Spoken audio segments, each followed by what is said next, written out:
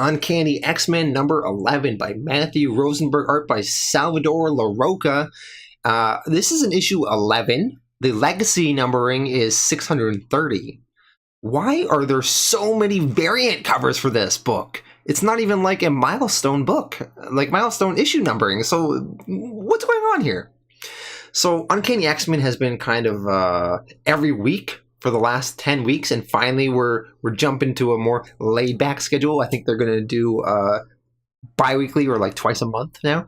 And the way the X-Men are right now, so we have Cyclops and just a little bit of X-Men in the main universe, which we're going to follow in this book.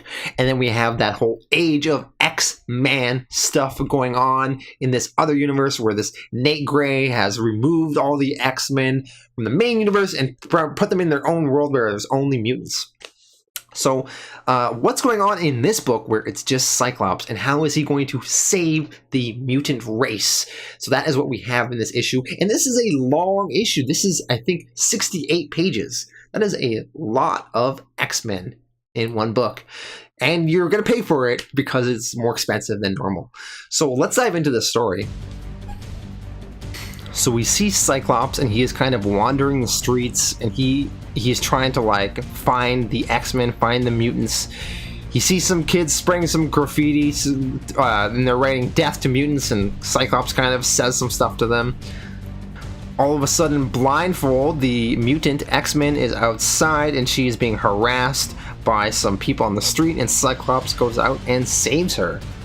In Blindfold, she says that she was looking for Cyclops, and she wanted to give him a warning. And she says to Cyclops, "Nothing will ever be the same ever. Don't do what you're going to do. The mistakes we make now follow us, even in death, you know. Even back. This is forever." Which is kind of vague. Like, I don't really know what to make of that warning to Cyclops, right? And neither does he. Cyclops eventually runs into Jamie Madrox, who apparently he has not been moved to this fancy mutant-only universe by Nate Gray. He is still in the main universe, and he is talking to Cyclops, and he gives Cyclops some money, and Cyclops ends up heading underground into the sewers to see if there's any mutants down there. And when he is down there, he runs into Callisto, who is this one mutant that always lives in the sewers, and he talks to various other mutants down there, but they don't really want much to do with him.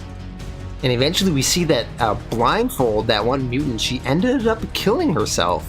And she's in this bathtub, and she like slit her wrist or something. And on the wall of the bathtub, it says, "This is forever."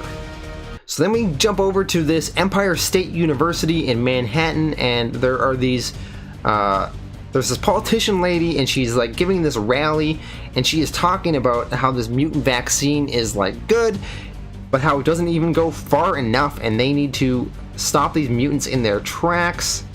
And it kind of, this whole rally kind of turns into a hate rally, and Cyclops ends up yelling at the stage, and he says, "What do you have to say to the families of those whose mutant children have been killed by the government? What do you have to say to the families whose children have been deported?"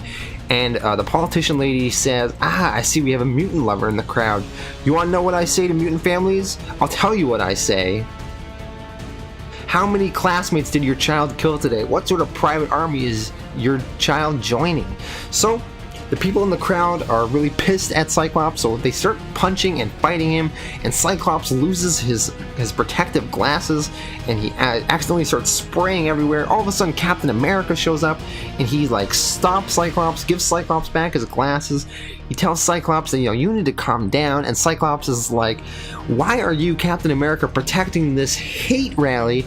And Captain America, he obviously doesn't stand for what these people are doing, but he's like, "Well, we have to keep order, So Cyclops, he ends up yelling at this one camera that's there filming him. And Cyclops says, "Hey, you want a real story? You have to promise to broadcast it, unedited. I need the world to see this. This is Cyclops, the leader of the X-Men. If there are any X-Men still out there, now is the time. Our people need you. I need you. In 2 nights' time, I will return to where this all began. Come find me." So Cyclops is at the home of the initial Xavier Mansion in Salem Center, Westchester, and he's there, and who's waiting for him? It's not other X-Men like he was hoping.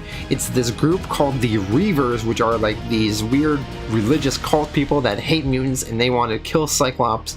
So they start attacking him, and all of a sudden, who is there to save Cyclops? It is Wolverine, who is back from the dead, and he is there to fight these people with Cyclops. We have this one nice splash page of their fighting and battling, which I did love, and and they start fighting, and that is where this issue ends, with the two of them sort of making peace, and we see Cyclops saying, "Logan, Slim, now that we're all caught up, let's go. We got work to do."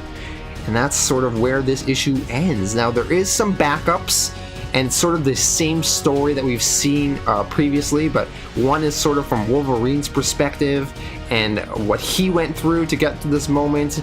And we see, him meeting the Multiple Man and Layla Miller, and eventually Callisto, and then it sort of brings him back to the park at Xavier Mansion with all of those Reavers, and he is there. And we have another story of Blindfold, and we sort of follow her the last few days and what ended up leading to her killing herself. Overall, I thought this issue was not too bad. It was a little bit too long. I didn't really want to read 68 pages or whatever, but it was pretty good. And we got to see Cyclops and Wolverine come together and battle all of these people. And now they are going to save the mutant race, and just kind of the two of them. So I do love that. And we're starting to get a little bit more of a glimpse of what's going on. And not all the mutants have been moved to this fantasy world by Nate Gray has made. There's still a few left, so that's kind of intriguing. And what are Cyclops and Wolverine going to do next? I'm pretty hooked to see where this one goes. So I'm going to give this issue a 7.5 out of 10. Not too bad, although I could see why some people might have complaints about the length and maybe the art style in certain aspects. And I didn't really love the backup stories too much, but still, not too bad. Got to see where this one goes.